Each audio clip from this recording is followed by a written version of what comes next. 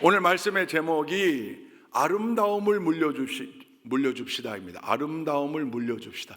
처음엔 아름다움을 지킵시다 이렇게 정했다가 조금 더 넓은 의미로 아름다움을 물려주려면 아름다움이 우리에게 있어야, 물려줄 아름다움이 있어야 물려주죠. 있어야 하고, 그 아름다움이 있는 시간이 과거 완료의 어느 시점이어서 못 물려줘요. 왜? 그게 과거 완료의 어느 시점이면 지금 없다는 얘기니까. 그러니까 아름다움이 계속 되도록. 여러분, 영어 표현에 should have pp가 있어요. should have pp. 그게 너 그거 했었어야 돼, 그런 뜻이에요. 그 얘기는 곧 안 했단 얘기예요. 지금 너 예배 참석했어야 돼. 지금 안 한 거잖아요. 아름다움을 물려주려면 아름다움이 있어야 되는데 지금까지 있어야 되는 거예요. 계속. 그러니까 아름다움이 있어야 하고, 그 아름다움을 지켜야 하고, 그래서 아름다움은 언제나 현재 진행형이어야 하고, 그래야 그걸 물려줄 수 있다고요. 근데 그 아름다움이라는 게 뭐예요? 아름다움. 요즘 아름답대 우리나라 그 말의 어원에 대해서도 여러 가지 설로 이야기하고 있는 칼럼도 제가 본 적이 있는데, 히브리어나 헬라어나 여기서 우리가 아름답다라고 표현한 번역한 그 단어들 대부분 비슷해요. 아름다운 것, 좋은 것, 선한 것, 가치 있는 것, 귀한 것. 할렐루야. 그런데 이 아름다움의 근원이 있어요. 아름다움의 근원, 원초적 아름다움. 아니, 아름다움을 창조하신 분 누굽니까? 하나님이십니다. 우리가 아름다울 수 있는 이유는, 우리 옆에 있는 분들 조금 이런 거 제가 잘 누가 시키면 저도 싫어하는데 한번 해보시죠. 옆에 대부분 다 우리 동역자들이니까 옆에 있는 분에게 이렇게 인사하십시다. 당신은 아름다운 사람입니다.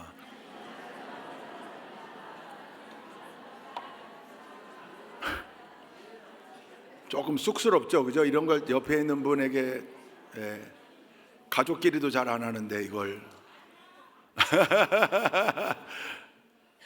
조금 쑥스러우신 분들은 이렇게 입술에 침을 한번 바르시고, 여러분, 아름다워 보여야 해요. 아름답다라는 게 우리의 그저 어떤 미적 기준, 그거의 아름다움 말고요. 우리는 다 아름다운 존재라고 하는 분명한 믿음이 있어야 합니다. 왜 그러냐면 내 모습이 아름다워서가 아니고, 내 존재 자체가 내 능력으로 아름다움을 꽃피워서가 아니라, 우리의 존재 자체가 하나님으로 인하여 창조된 존재. 그래서 하나님의 DNA가 우리 속에 들어와 있고, 하나님이 우리를 창조하실 때, 생기를 불어넣을 때 우리 안에 코딩 시켜놓은 프로그램이 있는데, 그 프로그램의 근원적 힘이 아름다움이라는 거예요. 왜냐하면 우리를 창조하신 하나님이 아름다움의 근원이시거든요. 그러니까 그 하나님의 자녀된 우리에게 아버지의 모습이 다 있잖아요. 오늘 본문에도 나오듯이 우리가 하나님의 형상대로 지음받았다. 그 얘기는 하나님의 유전자가 우리에게 있다는 얘기예요. 그리고 하나님을 아버지로 섬기니까 당연히 아들이, 딸이 누구 닮습니까? 아버지 닮죠. 부모님 닮죠. 그 속에, 우리 속에 아름다움이 있는 거예요. 그래서 아름다움은 우리와 거리가 멀질 않아요. 우리는 다 아름다운 존재들임을 믿으시길 바랍니다. 우리가 아름다워야 우리 가정이 아름답고, 우리 교회 공동체가 아름다울 수 있고, 그 아름다움을 지킬 수 있을 때 물려줄 수 있는 거죠. 감신대학교 교수로 재직하시다 은퇴하신, 지금 은퇴하셨는데, 심광섭 박사님이 조직신학자인데 예술신학이라는 책을 썼어요. 그쪽 에서는 아주 유명한 책이에요. 예술신학. 참 잘 쓴 책입니다. 그 책에 이런 대목이 나와요. 제가 그대로 원문을 인용해 드리겠습니다. 인간은 하나님과 세상을 오감을 통하여 먼저 몸으로 익히고, 그것을 언어와 상징으로 표현함으로써 종교와 문화와 예술을 만들어 간다. 예술은 철학이나 과학과 마찬가지로 세계를 인식하는 한 방식이다. 지금까지 기독교 신학을 이끌어왔던 사유가 진짜와 거짓, 정통과 이단을 가리는 논리적 사유, 혹은 선과 악을 판단하는 윤리적 사유였다면, 앞으로 기독교 신학을 창조해갈 사유는 창조 세계의 좋음, 곧 아름다움을 회복하기 위한 예술적 사유이어야 하며 이 사유를 통해 구성되는 감성의 신학이어야 한다. 기독교 신학은 포스트 모던 시대에 새로운 담론을 주도하는 예술적 사유와 언어의 매혹적 속삭임에 이끌려야 한다. 이렇게 썼어요. 조금 이제 한번 듣기로는 이야기가 조금 어려운 내용일 수도 있지만 사실 어려운 내용이 아니에요. 이걸 간단하게 표현하면 하나님께 다가가는, 하나님을 인식하는, 하나님을 느낄 수 있는 가장 중요한 방법 중 하나로 이걸 기억해야 한다. 잊지 말아야 한다. 뭘요? 아름다움을 통해서 하나님의 존재를 인식하는 길이 있다. 아름다움을 통해서 하나님께 나아가고 아름다움을 통해서 하나님의 역사하심을 인식하는 아주 중요한 방법. 이걸 잊어서는 안 된다는 거죠. 근데 이게 새로운 발견이 아니에요. 오래전부터 이 얘기를 해왔습니다. 신 박사님이 이렇게 새롭게 정리했을 뿐이죠. 이걸 더 쉽게 표현하면 이런 거죠. 저 그랜드 캐년이나 저 요르단의 아르논 골짜기, 우리를 압도하는 피조세계, 창조세계, 대자연. 여러분, 대자연의 자자가 스스로 자자라 사실 성서적으로 신앙적으로 보면 우린 잘 안 맞아요. 이 세상이 스스로 있는 게 아니거든요. 하나님의 피조세계잖아요. 그래서 창조세계, 피조세계 이 말이 가장 적합하지만 그냥 대자연 그래도 우리가 관용적으로 다 알아들으니까 하나님 창조하신 이 세상의 아름다움을 볼 때 누구든지 그 백그라운드에 존재하고 계시는 근원적 존재를 생각하게 된다는 거예요. 그 엄청나게 압도적인 장면을 볼 때 아 하고 내지르는 탄성 속에 그 근원적 DNA가 나온다는 거예요. 그 하나님, 야 이거 창조하신 하나님이 뒤에 계시지. 그 엄청난 피조세계 앞에 우리는 너무나 작은 존재인데 탄성이 저절로 나오는 그 장면, 믿음의 사람들은 대개 오 주여 아버지 이런 탄성들 하잖아요. 나주막한 소리로 주여. 이 어마어마한 장엄한 모습, 우리를 압도하는 모습. 누구든지 신앙이 없는 사람도 그런 장면에 본인이 섰을 때 근원적 존재를 떠올리게 된다는 거죠. 그러니 이 길은 굉장히 유용한 길이라는 거예요. 아름다움을 통해서 근원적 존재 되시는 하나님을 인식하고 하나님께로 나아가는 방법. 그래서 예술신학이라는 분야를 만들어 놓고 아름다움을 추구하는 모든 예술 활동들 속에 그 백그라운드에 존재하고 계시는 하나님과의 연결, 그것을 하고자 하는 학문적 노력을 하게 된 거죠. 여러분, 우리 믿음의 사람들과 아름다움은 그래서 뗄래야 뗄 수 없는, 언제나 우리의 본질 가운데는 아름다움이 있어야 하고 아름다움을 추구하고자 하는 마음이 있어야 한다는 겁니다. 할렐루야. 만약 나는 성품적으로 어두운 걸 좋아하고 괴기스러운 걸 좋아하고 괴상한 걸 좋아하고 흐트러진 걸 좋아하고 무질서를 좋아한다, 그분은 빨리 담임 목사 상담을 신청하시기 바랍니다. 뭔가가 잘못된 분이에요. 그 통로를 통해서 나아가면 딱 만나게 되는 한 존재가 있습니다. 뭡니까? 그렇죠. 공중권세 잡은 자, 원수사탄 마귀. 성령이 무질서일 수 없고요, 성령이 혼돈일 수 없습니다. 성령이 괴기스러움을 우리에게 주지 않아요. 왜냐하면 하나님 자체가 아름다움의 근원이시고 무질서 속에 질서를 부여함으로 이 세상 우주 만물을 창조하신 하나님이시기에 그렇습니다. 그래서 이 세상 모든 피조세계, 우리를 포함한, 인간을 포함한 모든 피조세계에는 근원적으로 아름다움이라는 DNA가 있습니다. 이걸 잊어서는 안 됩니다. 그래서 언제나 우리는, 믿음의 사람들은 우리의 삶을 통해 매 순간 아름다움을 만들어내려고 노력하고 아름다움을 추구하려고 노력하고 아름다움을 발견하려고 노력하고, 그리고 내가 있는 이 자리, 내가 하고 있는 이 일을 아름답게 만들어 가려고 노력하는 사람들이어야 한다는 겁니다. 그럴 때 우리가 물려줄, 우리가 지킬 아름다움을 담보할 수 있는 거죠. 우리 좋은 교회가 늘 그 아름다움을 잃지 않는 복된 공동체가 될 수 있기를 주님의 이름으로 축원드립니다.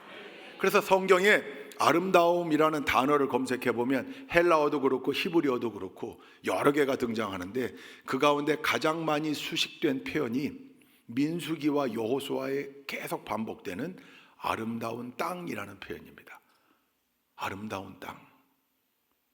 비싼 땅인가? 공시지가 높은 땅 아니겠죠?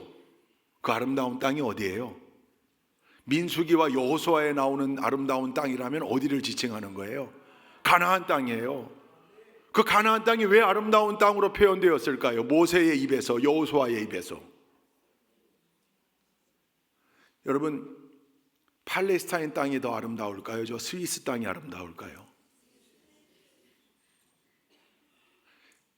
그걸 굳이 비교할 필요는 없지만 실제로 성지 순례를 가보면 그 가나안 땅, 팔레스타인 그 땅, 비옥한 옥토도 있지만 대부분은 광야입니다.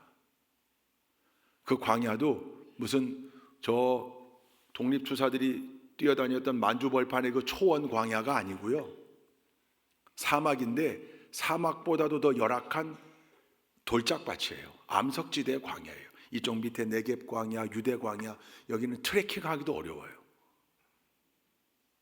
근데 그 땅이 아름다운 땅이래요. 우리의 육신의 안목으로 봤을 땐 사실 아름답지 못한 땅이 더 많아요. 그런데 왜 끊임없이 아름다운 땅이라고 했는가? 그게 약속의 땅이어서 그렇고 더 근본적으로는 하나님이 주신 땅이기에 그렇습니다. 그럼 우리에겐 아름다운 땅이 뭘까요? 오늘날 우리에게 여러분이 가지고 있는 등기부 등본상의 그 땅 말고 뭘까요? 교회. 또 하나는요, 하나님이 두 개의 공동체를 직접 창조하셨다. 첫째 가정이죠. 최초로 누구와 누구를 통하여? 아담과 하와를 통하여 가정을 만들어 주셨다. 하나님이 만드신 공동체예요. 두 번째는요, 교회. 어떤 사건을 통하여? 오순절 성령 강림 사건을 통해 당신의 영을 보내주심으로 교회를 만들어 주셨어요. 하나님이 직접 만드신 공동체가 두 개예요. 우리에게 주어진 땅입니다. 그래서 우리는 우리의 가정과 우리의 교회를 아름답게 만들어야 하고 그 아름다움을 지켜야 하고 그 아름다움을 물려줘야 할 사명이 있는 겁니다.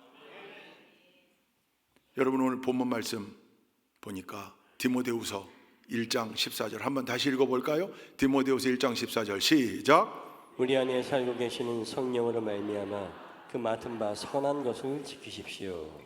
아멘. 이걸 개역 개정으로는 이렇게 돼 있었습니다. 개역 개정으로 시작. 우리 안에 거하시는 성령으로 말미암아 내게 부탁한 아름다운 것을 지키라. 네. 그러니까 아름다운 것, 선한 것, 좋은 것, 이게 뭐 다 이렇게 다양하게 번역할 수 있는 이 표현들이 다 같은 거죠. 사도 바울이 디모데에게 편지하면서 성령으로 말미암아 우리가 얻게 된 그 아름다운 것들을 잘 지켜라, 그 말이에요.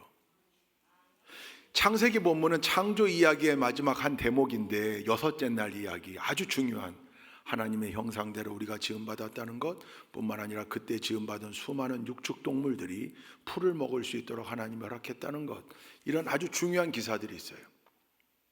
오늘 여기 디모데에게 바울이 얘기한 지키라고 했던 아름다운 것, 선한 것, 좋은 것, 그게 무엇인가? 바울이 구체적으로 그 뒤에 설명하고 있지는 않아요. 그러나 우리가 평소 바울이 13개의 서신 가운데 기록한 바울의 신앙, 바울의 신학을 놓고 볼 때 어렵지 않게 그걸 유추해 볼 수 있습니다. 디모데로 하여금 너 아름다운 것, 성령으로 말미암아 우리에게 주어진 것, 그리고 성령을 통하여 지킬 수 있는 것, 힘 주시는 것, 성령님이 늘 동행하시며 우리에게 힘 주신다. 이 아름다운 것을 지키라고. 그거 너 잊지 말아라. 그 아름다운 것을 꼭 지켜야 한다. 얘기했던 내용이 무엇일까? 바울의 신앙과 신학 속에 담겨져 있는 핵심적 내용들이겠죠. 오늘 말씀의 핵심이 여기 있습니다. 우리 좋은 교회가 이 아름다운 것을 잘 지켜서 우리의 후배들에게, 후손들에게 물려줄 수 있는 교회. 할렐루야. 은왕골의 아름다움도 잘 지키고 보존해야 되지만, 늘 제가 강조하지만, 그러나 이 은왕골의 아름다운 꽃들과 수목의 아름다움, 동산의 아름다움은 우리의 아름다움, 우리의 자랑의 5번, 6번에 있어야 한다. 그게 1번이 아니고요, 5번, 6번에. 그 아름다움도 우리에게 주어진 너무 큰 축복이지만, 그러나 그것보다 훨씬 더 중요한 우리 공동체의 아름다움, 그게 뭘까? 이걸 함께 고민하고 함께 지켜갈 수 있는 우리 모두가 될 수 있기를 주님의 이름으로 축원드립니다. 저는 오늘 이렇게 정리했습니다. 첫째, 그 아름다움을 지켜야 하고 물려줘야 할 그 아름다움, 우리가 지켜야 할 그리고 물려줘야 할 아름다움. 첫째, 아름다운 예배가 드려지는 공동체. 아름다운 예배. 아름다운 예배는 어떤 예배입니까? 모두가 함께 예배자로 바로 서고, 모두가 함께 그 예배를 통하여 여호와의 성호를 찬양하고 하나님께 영광 돌리고자 하는 마음을 다 모으고, 모두가 한 마음으로 대언되어지고 선포되어지는 하나님 말씀에 귀를 기울여서 말씀을 통하여 주시는 새 힘, 그거 충전하여 다시 세상으로 돌아가 그 말씀 가운데 승리하며 살기 위해, 그래서 언제나 집중하고 쫑긋 세우고 선포될 때마다 아멘하고 할렐루야. 해치우는 예배 말고 기쁨으로 드려지는 예배, 내가 예배할 수 있음이, 내가 하나님 앞에 예배자로 설 수 있는 것 자체가 은혜요 축복이라고 늘 감격해하며 예배드리는 그 예배, 모든 기능들이 잘 어우러져서 그 예배의 흐름이 끊어지지 않고 모두가 함께 집중하여, 그리고 훈련되고 준비된 예배자들이 넘쳐나는 예배. 할렐루야. 예배를 사모하는 마음, 예배가 기다려지는 마음, 예배를 통해 은혜 받고자 하는 마음들이 늘 사라지지 않는 그 예배자들이 모이는 그 예배예요. 우리 새가족들에게 제가 작년부터 설문조사를 해요. 새가족 교육을 수료하고 나면 제가 이제 목회 참고 자료로 삼기 위해서. 왜냐하면 우리 교회 오래된 분들에게는 안 보이는 게 우리 교회 이제 막 오신 분들에게는 보이잖아요. 그런 부분들을 좀 참고하기 위해 언젠가 한번 또 정리되면 같이 나누도록 하겠습니다만, 근데 그 가운데 하나가 참 고무적인 게, 근데 우리 교회의 좋은 점, 강점 중에 늘 상위에 랭크되는 좋은 교회는 예배가 살아있는 교회 같다는 거예요. 우리 교회 와서 예배를 드리면 주일 예배가 너무 은혜롭다는 거예요. 할렐루야. 그러니까 그 예배를 통하여 새 힘을 얻고, 정말 드려진 예배, 그냥 참석해서 본 예배 말고 내가 뭔가를 함께 했고 드려진 예배, 그러니까 예배가 막 살아있는 그 예배의 감격을 느낀다는 거예요. 이거 얼마나 강력한 자랑입니까? 엄청난 강점인 거죠. 할렐루야. 그냥 해치우는 예배, 거기엔 이런 감동이 없어요. 그냥 빨리 정해진 시간 안에 빨리 끝나라, 때웠다, 왔다 갔다 출석부 도장 찍었다, 이게 얼마나 안타까운 예배겠습니까? 근데 우리 교회 와서 예배를 경험한 분들은 그런 구별된 예배의 은혜를 느낀다는 거예요. 기가 막힌 은혜고 감사죠. 제가 군목으로 있을 때, 이제 군목은 1년 또는 2년마다 한 번씩 옮겨가잖아요. 그러니까 사실은 늘 사탄의 속삭임이 있어요. 그냥 웬만큼 해, 대충 해, 뭘 그렇게 오랫동안 목회할 것처럼 여기다 다 쏟아붓고 다음 가서 어떡하려고 그래. 늘 그런 속삭임이 있어요. 늘 그런 유혹이 있어요. 뭘 막 하려고 그러다가도 아이고, 내가 무슨 영화를 보겠다고, 조금 있으면 갈 건데. 저는 이게 도전이었어요. 제가 군인교회를 7개 건축했거든요. 여러분, 교회 7개를 건축했다는 말은 7번 갈아 넣었다는 얘기예요. 그러니까 선배들이 그만해도 돼. 다음번에 오는 사람들 하라고 그래. 이제 그만해. 그 정도 했으면 한 3개 줬으면 많이 진 거야. 그만해. 근데 가서 보이는데요, 불편한데요, 필요한데요, 그럼 해야 되는. 늘 이것과 싸웠어요. 그 정도 해. 이것과 싸웠어요. 저는 늘. 그 중에 하나, 가는 곳마다 제 눈에 너무 성가시게 구는, 그때만 해도요 군인교회가 대부분 이랬어요. 아마 바깥에도 이런 모습들이 있었을 거예요. 주일날 식사 봉사를 하는 구역은 주일 예배를 안 드려요. 공식적으로 주일 예배 드리지 않아요. 예배 드리는 시간에 주방에 모여 일해요. 그리고 스피커를 하나 달아놨어요. 거기서 나오는 소리를 듣겠다는 거죠. 그게 들립니까? 그게? 아니, 들린다 해도, 예? 도마질을 하면서 칼질하면서 들린다 해도 그게 예배입니까? 예배 드린 것처럼 스스로 위안 삼는 거지. 식사를 못하는 한이 있어도 예배 들어와라. 그냥 막 입이 다들 도날드가 돼가지고, 아니 당신들 뭘 위해 신앙생활 하는 거냐? 봉사 중요하지, 식사 중요하고, 코이노냐 식탁의 교제가 중요하지. 그러나 당신들이 그걸 위해서 예배를 안 드린다고? 난 그거 아닐 것 같다. 2시간 일찍 나와라. 2시간 일찍 나오면 되잖아. 목사님이 주방 일을 안 해봐가지고. 그렇죠. 제가 뭐 주방 일 별로 안 해봤죠.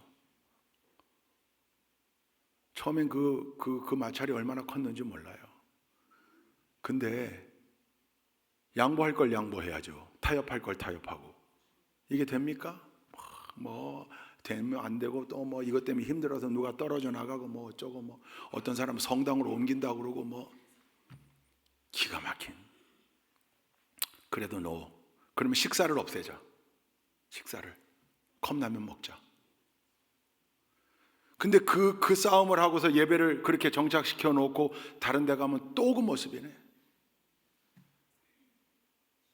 이거 그래도 또 해야죠. 그 다음 가면 또 한 3번쯤 하고 그 다음 갔더니 소문이 먼저 가거든요. 소문이 먼저. 근데 여러분 조금만 생각해 보면 알잖아요. 뭐가 본질인지. 주차 봉사한다고 예배를 안 드려요? 말도 안 되는 거죠. 우리 교회는 단 한 번도 제가 와가지고 뭐 예배 강조는 했지만 다 알아서 1부 예배도 드리고 2부 예배 드리고, 그리고 가서 봉사하시고, 봉사 때문에 주일 예배를 빼먹는다, 주차 봉사 때문에 주일 예배를 빼먹는다, 단 한 사람도 못 봤어요. 혹시 제가 모르는 그분이 있다면 이 말씀 듣고 회개하시겠지. 예배가 우선되어야 해요. 예배의 자리가 어떤 자리입니까? 내 믿음을 재확인하는 자리요, 내가 하나님의 자녀임을 재확인하는 자리요, 하나님께서 나와 함께 하심을 재확인하는 자리요, 하나님이 내 하나님 되심을 인정하는 자리요. 그래서 여호와의 성호를 찬양할 때 하나님이 나에게 새 힘과 능력과 지혜와 명철과 용기와 자신감과 담대함으로 채워주시는 그 자리인데, 그 축복의 자리를 마다하고 가서 봉사가 제일이라고 봉사한다고요? 아니요. 우선순위를 재배열해야 되는 거죠. 지금도 유튜브로 예배드리고 있는 우리 믿음의 환우들, 이 자리가 어떤 자리입니까? 와보고 싶은 자리에 와서 성전 예배, 그들의 늘 기도 제목 1번이 하루빨리 회복해서, 아니 완전한 회복이 아니라 할지라도 성전 예배를 드릴 수 있을 정도로만 회복되면 좋겠습니다. 이게 기도 제목이에요. 지금 이 자리가, 여러분이 앉아있는 자리가 그 갈망의 자리라고요. 우리 이재영 권사님, 이 자리를 위해서 늘 지금도 기도하고 있고, 저도 기도하고 있고요. 우리 문흥상 장로님 지지난주부터 올라오셔서 함께 예배하는 이 자리를 어찌 경히 여길 수 있단 말입니까? 아름다운 예배가 담보되지 않는 교회는 결코 아름다운 공동체가 될 수 없습니다. 아름다운 예배자들이 바로 서 있지 않은 교회는요, 모든 성도들이 아름다운 예배자로 바로 서 있어야 아름다운 공동체 될 수 있지. 그러지 않고서는요, 거기서부터 출발하는 건데, 첫 단추가 잘못 끼워지면 아무리 봉사 많이 하고 아무리 구제 많이 해도요, 반드시 고갈되게 돼 있습니다. 예배를 통하여 충전되지 않는데 반드시 번아웃 되게 돼 있고요, 그 교회가 롱런할 수 없습니다. 아무것도 안 하고 오로지 예배만 집중하고 예배하는 교회는 롱런할 수 있습니다. 놀랍죠? 제자 훈련 아무리 열심히 해도요, 예배가 제자 훈련 하는데 예배는 안 드리고 제자 훈련 소그룹만 와. 이게 무슨 소리입니까? 말도 안 되는 일이죠. 결국 문제되고. 우리의 가장 기본이라는 거예요. 제가 3군단 참모로 있을 때 우리 군단 헌병단에 이등병이 왔어요. 전입을 왔어요. 근데 예배를 안 빠져요. 이등병인데 수요 예배도 안 빠져요. 그러기가 어렵거든요, 이등병이. 제가 야, 저 친구 너무 귀하다. 군단 군종병에게 잘 눈여겨봐라. 다음번 헌병단 군종병 갑니다. 그 헌병단의 군종병에게도 그 친구 잘 키워라. 뭐 키울 것도 없어. 왜? 선임보다 믿음이 더 좋아, 얘가. 군종병 임명하기 전에 면접을 했는데, 인터뷰를 했는데 너무 귀했어요. 목사님, 저는 군에 들어올 때 하나는 서원이고 하나는 기도였거든요. 서원이 뭐였냐면, 하나님, 제가 군생활하며 군생활 내내 단 한 번도 주일 예배를 빠지지 않도록 인도해 주세요. 그리고 가급적 모든 예배의 자리를 지키겠습니다. 이게 서원이었고, 기도는 그렇게 빠지지 않도록 환경을 만들어 주세요. 그게 기도였대요. 여러분, 군대 올 때 얼마나 훌륭한 청년입니까? 저는 군에서 정말 훌륭한 청년들 많이 만났고요. 저는 그때마다 목사지만 너무 부끄러웠어요. 야, 내가 목사가 안 됐더라면 내가 이 청년들처럼 신앙생활 했을까? 정말 훌륭한 믿음의 청년들이 많았어요. 그 친구가 그런 청년이에요. 예배 때 빠지지 않아요. 헌병단의 특경팀이었어요. 대테러 진압부대예요. 특수임무를 수행하는. 그러니까 거칠죠. 세고. 그런데도 불구하고 수요 예배도 안 빠져요. 그래서 너 어떻게 이때 근무가 겹치고 이런 시간이 있을 텐데, 그랬더니 수요 예배 2시간만 양해해 주시면 제가 3배로 근무 쓰겠습니다. 3배로. 그러니까 고참들도 그래? 네가 나 대신? 오케이. 동빈 예배 가는 거 막지 마. 그리고 다른 부대원들도 불만이 없어요. 늘 그러니까 힘든 시간에 근무 서요. 피곤하죠? 그래도 늘 와서 그 예배 자리 와서 피곤할 텐데 찬양하고 기도하고 그냥 아멘 하는 거 보면 너무 이쁘죠. 근데 어느 날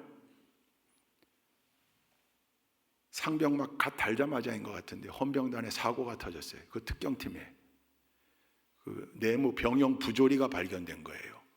대대로 내려오던, 군기가 센 부대니까 많이 좋아졌다고는 하지만 그래도 남아있던 잔재 때문에 문제가 됐어요. 그래서 부대를 확 뒤집어 엎었어요. 그러다 보니까 거기 연루된 친구들, 어떤 친구들은 기소도 되고 그 주요 역할을 했던 친구들은, 근데 이 불똥이 얘에게까지 튄 거예요. 이 친구는 징계를 받아서 영창, 징계 입창 열흘 동안. 군단 헌병대에 근무하던 친구들이니까 군단 영창에 못 넣고 예하 사단 영창으로 다 분산시켜서 그 동민이가 영창을 갔다는 거예요. 그 사건을 제가 다 보고, 아, 동민이가 거기 주요한 역할을 하진 않았지만 어쩔 수 없었는가 보구나. 근데 이걸 바꿨어야 되는데, 이제 얘가 더 올라갔으면 바꿨을 텐데 아쉬움이 있었어요. 근데 주일날 아침에 그 생각이 든 거예요. 21사단 백두산부대 영창에 가 있는데, 오늘 동민이가 예배를 못 드리는데? 영창이 있으니까요. 영창에 앉아가지고 50분 가부좌 틀고 앉았다가 10분 일어나 휴식, 다시 50분 가부좌 틀고, 그게 입창 징계예요. 힘들어요. 너무 힘들어요. 차라리 가서 일을 하는 게 낫지. 근데 예배를 어떻게 드려요? 근데 이 친구가 예배 주일 안 빠지겠다고 서원하고 들어왔잖아요. 그날 오후 예배까지 다 마치고 사단 헌병대장한테 전화했습니다. 군단 군종 참모입니다. 여차저차해서 내가 그 친구 좀 만나고 잠깐 예배 드려야 되겠다. 우리 둘이 만날 수 있는 작은 방 괜찮다. 어떤 방이어도 괜찮다. 양해를 좀 해달라. 원래 형평성 때문에 참 어려운 일인데 간곡하게 부탁했고, 사단 헌병대장이 목사님, 참모님, 그럼 제가 조치해 놓겠습니다. 그래서 우리 군단에서 1시간 넘게 걸려요. 내린찬 따라 꼬불꼬불 양구. 모르고, 꿈에도 모르고 있던 동민이가 불려 나와가지고 저를 보는 순간 그때부터 폭풍 눈물을 흘리는 거예요. 이 친구를 데리고 그 작은 방에, 창고 같은 방인데 둘이 앉았더니 무릎이 닿아요.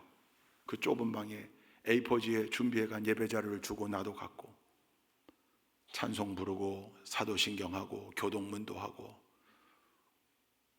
울다가 그치고 중단됐다가 다시 읽고 말씀도 전하고 그렇게 예배했어요. 저도 여기까지 차오르는데, 이 친구가 그 예배를 다 드리고 난 다음에 목사님 지금껏 회개했지만 목사님 앞에서 또 회개합니다. 저도 그 부조리를 알고 있었고 저도 당하고 큰 사람인데 그걸 바꾸기 위해 더 노력했어야 되는데 그걸 못한 거 죄 맞습니다. 회개했습니다. 반성했습니다. 그래, 훌륭하다. 징계 잘 마치고 돌아오면 이제 바꿔봐라.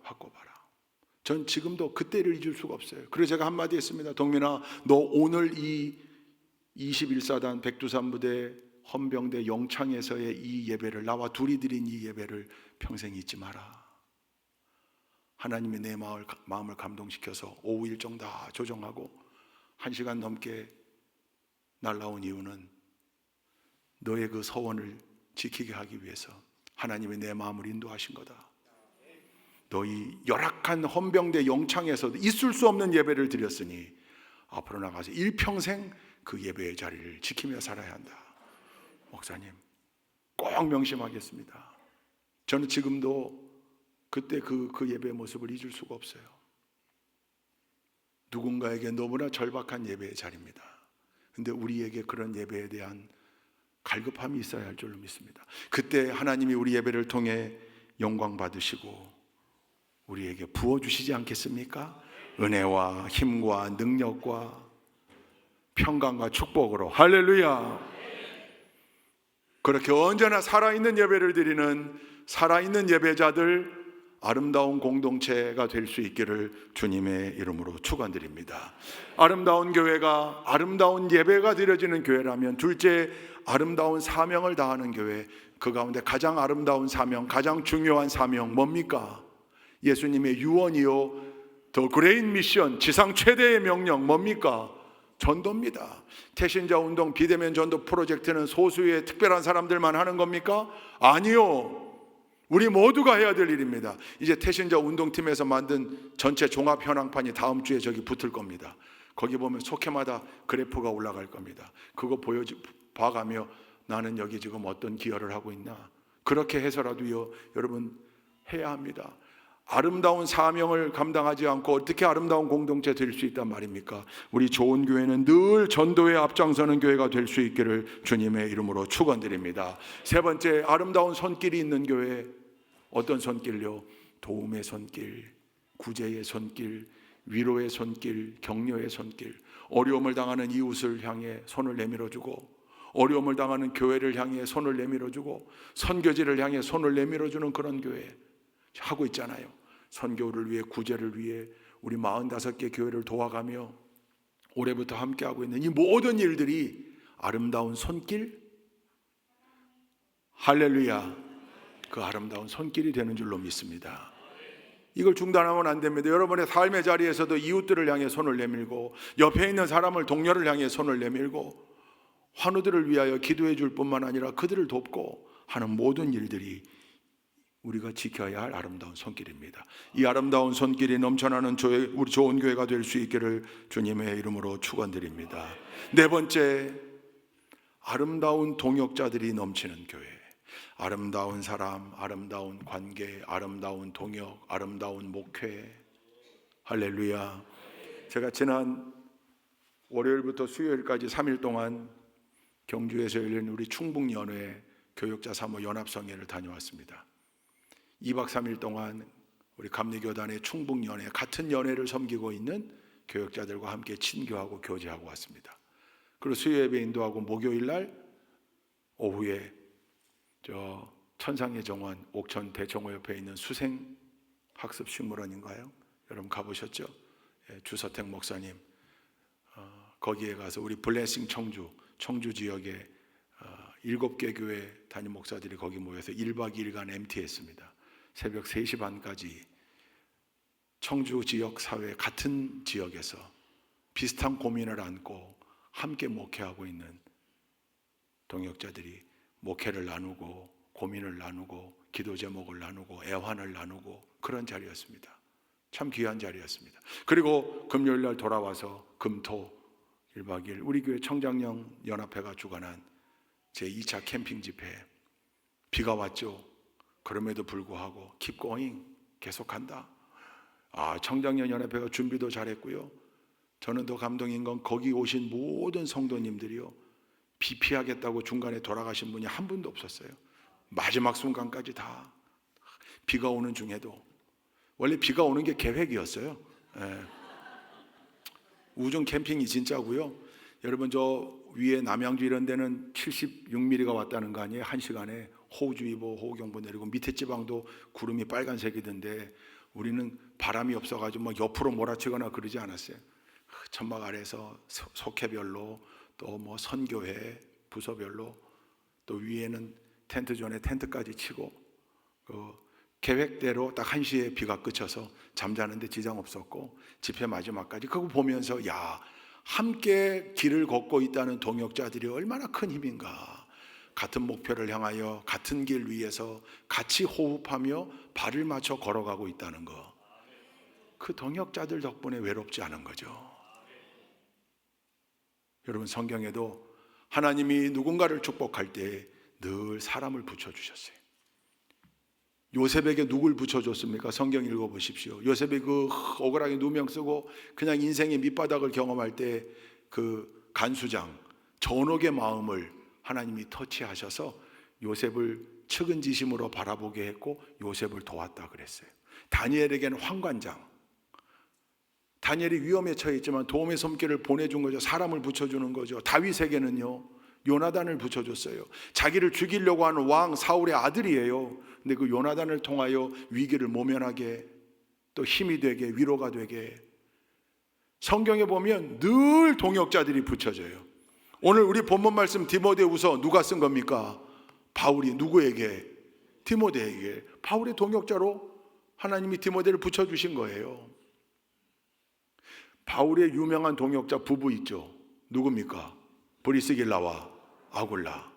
이 부부가 글쎄 성경에 6번이나 등장해요. 6번. 성서 주석학자인 바클레이는 이 브리스길라와 아굴라는 성경에 등장하는 가장 매력적인 부부다, 이렇게 표현했어요. 사도 바울에게 기가 막힌 힘이 된 사람들, 특히 부부가. 성경의 기록에는 안 나와 있지만 다른 기록에 보면 이 브리스길라와 아굴라는 로마에 살면서 성공한 천막 제조업자, 장막 제조업자였는데 그 돈도 많이 벌고 부자로 살았는데 갑자기 글라디우스 황제가 모든 유대인은 로마를 떠나라, 청천벽력 같은 칙령을 내리는 바람에 재산 다 몽땅 거기 놓고 헐값에 팔고 권리금도 제대로 못 받고, 그리고 고린도로 온 사람들이에요. 낙담한 가운데 왔겠죠.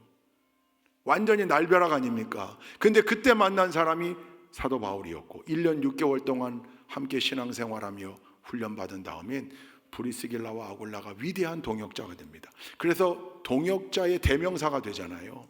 아름다운 동역 덕분에 바울이 위대한 일을 할 수 있었던 거예요. 할렐루야. 우리가 다 마찬가지입니다. 우리 모두가 동역자들입니다. 저에게 있어서 여러분 아름다운 동역자가 되시고, 저는 또한 여러분에게 아름다운 동역자, 목회자가 돼서 우리가 함께 만나 힘을 합치고 연합하고 공동의 목표를 향하여 함께 호흡하며 걸어갈 때 기운 낼 수 있는 거죠. 외롭지 않은 거죠. 물론 본질상 우리는 혼자가 아니에요. 성령님이 함께 하세요. 그러나 성령님이 함께 하실 때 나타나는 주요한 현상들, 하나님이, 성령님이 동역자를 붙여주신다, 함께 한다. 그렇게 40년을 지내온 교회가 우리 교회입니다. 초대 우리 한영재 목사님, 아름다운 목회자로, 우리 후배들에게 참 존경받았던 목회자로 하나님 세워주셔서 복명동 성전 시대를 열었고, 그리고 난 다음에 이 은왕골에 여러분이 아름다운 우리 성전터를, 건물을, 오늘이 한영재 목사님 15주기가 되는 날입니다. 5월 18일. 근데 그 한영재 목사님이 혼자였다면 못하셨을 거예요. 아무리 위대한 목회자라도요. 거기 누가 있었습니까? 거기 위대한 평신도 일꾼들이, 장로님들이, 권사님들이, 집사님들이, 여기 계신 역전의 용사들이 다. 그래서 지금도 여러분 기억하시죠? 여기 이 바닥 다 교인들이 와가지고 의자 놓기 전에 바닥 함께 니스칠하고 왁싱하고 장화 신고 올라와가지고 털을 가꾸고, 그 동역 가운데 여러분 얼마나 보람 있으셨습니까? 행복했습니까? 그 일들이 계속돼야 되는 거죠. 그게 그저 과거 어느 한 시점의 일로 끝나면 안 되는 거죠. 계속되는 현재 진행형이어야 되고 미래 완료로 계속 가야 되는 거죠. 그래야 그거 우리가 물려줄 거 아닙니까? 아름다운 동역이 있어야 아름다운 교회가 될 수 있습니다. 아름다운 동역자들이 넘쳐나야 아름다운 교회가 될 수 있습니다. 내 옆에 있는 사람이 나에게 아름다운 동역자가 되고 뿐만 아니라 동시에 내가 그에게 아름다운 동역자가 되어줘야 그래야 아름다운 공동체를 이루는데 헌신하는 일꾼이 될 수 있습니다. 이 자리에 모인 우리 모두는 단 한 사람도 이 아름다운 동역에서 예외되는 일이 없기를 주님의 이름으로 축원드립니다. 다섯 번째, 마지막으로 아름다운 피조 세계를 지키는 일에도 앞장서는 교회. 여러분, 하나님이 창조하신 이 피조 세계가 창조 질서를 잃어버렸어요. 그래서 창세기 1장 오늘 읽은 본문에도 보면 풀을 먹게 돼 있어요, 육축들이. 근데 풀을 먹이지 않아요. 풀이 부족해서도 그렇지만 사실은 인간의 욕심 때문이었어요. 어느 분이 글을 썼는데 공감이 돼요. 수많은 현대 인류에게 엄청난 현대병, 엄청난 암, 엄청난 병들이 생겨난, 이렇게 많이 생겨난 이유를 따라 올라가 보면 핵심적인 변곡점이 있는데 그게 바로 가축들에게 곡물 사료를 먹이기 시작하면서부터였다. 대표적으로 옥수수 사료. 옛날 가축들에게 먹일 곡물이 어디 있어요? 우리가 먹기도 어려운데. 주로 풀 뜯고 그렇게 했어야 되는데 지금은 풀 먹여서 기른 동물이 그래스페드라고 해서 엄청 비싸죠. 미국의 홀푸드 이런 데 가면 그래스페드 비싸게 팔아요. 근데 그거 먹어야 건강하다는 거예요. 왜? 풀을 먹게 돼 있거든요. 창조 질서가. 풀을 먹게. 돼지도 풀을 얼마나 잘 먹는지 아십니까? 돼지는 구정물만 먹는 줄 알았어요. 저는 어렸을 때 하도 음식 쓰레기만 갖다 먹여서. 근데 아니요, 돼지가 풀을 얼마나 좋아하는지 몰라요. 놀라는 장면이 있어요.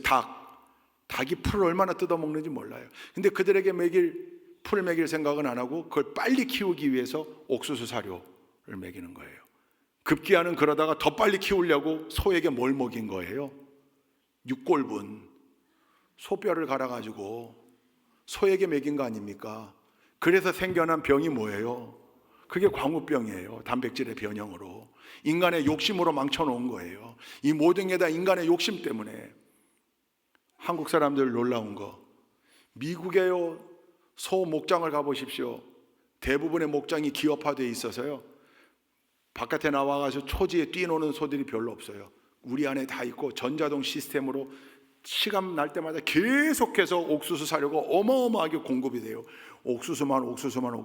물론 우리가 여름에 먹는 그 맛있는 옥수수, 우리 성령인의 옥수수 이런 거 아무리 먹어도 괜찮아요. 근데 이걸 어마어마한 동물 사료용 옥수수로 동물에게 먹이다 보니 얘네가 급격하게 자라면서 거기 마블링이 끼니까 비싸게 파는 거죠. 빨리 키워 파는 거죠. 급속도로 키우기 위해서. 근데 광우병 사태 때 호주산 겨울이 들어왔는데 호주산은 대부분이 그래스페드, 풀맥에서 기른 소인데 마블링이 적다고 호주 거 반납하고 옥수수 먹인 소. 그랬더니 호주에서 한국으로 수출하는 분량에 한해서만 석 달 전에 집중적으로 옥수수를 먹여서 도축했다는 거 아니에요. 이건 반대되는 거죠. 건강한 게 무언가, 원래의 자리로 돌아가는 게 건강한 건데 그게 결국 창조 세계의 질서를 보존하는 거죠. 지키는 거죠. 이 일에 교회도 관심을 기울여서 환경 보존 운동을 하고 있는데 우리로 치자면 질서를 지키는 일, 우리에게 주어진 작은 은한골을 아름답게 가꾸는 일뿐만 아니라 하나님 주신 이 지구의 아름다운 뼈를 지키기 위하여 하나하나 실천하고 파괴되어지는 일을 막는 데에도 관심 가지는 일, 그게 근원적 아름다움 대신 하나님의 자녀답게 사는 길인 줄로 믿습니다. 그래서 아름다운 교회는 이제 필연적으로 생태운동, 보존운동, 환경운동에도 함께하는 교회여야 진정으로 아름다운 공동체가 된다. 할렐루야. 아름다운 예배가 드려지는 교회, 아름다운 사명을 감당하는 교회, 아름다운 손길이 수없이 많은 교회, 아름다운 동역자가 넘치는 교회, 아름다운 피조 세계를 지키는 일에도 앞장서는 교회. 우리 좋은 교회가 그렇게 아름다운 공동체 될 수 있기를 주님의 이름으로 축원드립니다. 기도하시겠습니다. 좋으신 하나님, 우리 좋은 교회가 아름다움의 근원이신 하나님의 자녀들의 공동체답게 이 아름다움을 잘 지켜서 우리의 후배들에게, 후손들에게 물려줄 수 있는 아름다운 공동체 되기를 소원합니다. 하나님 함께하여 주옵소서. 예수 그리스도의 이름으로 기도 올리옵나이다. 아멘.